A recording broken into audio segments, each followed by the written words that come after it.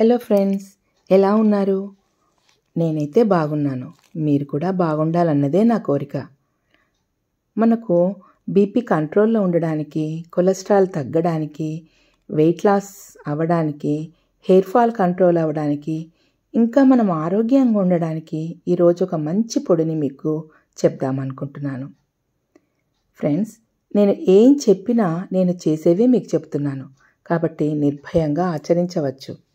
మరి ఈ పొడికి కావలసిన పదార్థాలు చెప్తాను. 1 కప్పు అవిసె గింజలు చిటపటలాడేదాకా తక్కువ మంటలో వేయించుకోండి. 1/2 కప్పు నువ్వులు, ఇవి కూడా సన్నని మంట పైన వేయించుకోవాలి.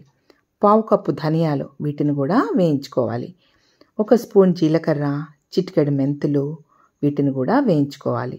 తర్వాత 1 కప్పు కరివేపాకు తీసుకొని దీనిని కూడా సన్నని మంట పైన మంచిగా కరకరలాడే వరకు వేయించుకోవాలి.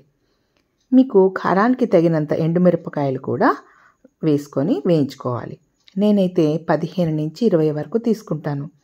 ముందుగా ఎండుమిరపకాయలు మిక్సీలో వేసుకోవాలి. తర్వాత మిగిలినవన్నీ మిక్సీలో వేసి పొడి చేసుకోవాలి. దీనికి తగినంత ఉప్పు కూడా వేసుకోవాలి.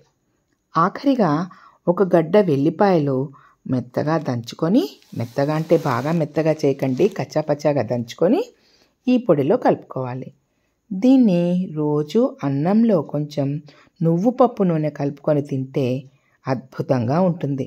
ఆరోగ్యానికి ఆరోగ్యం, రుచికి రుచి మనకు ఉంటుంది. మరి ఇంకెందుకు ఆలస్యం ఫ్రెండ్స్, వెంటనే తయారు చేసుకోండి. Thank you.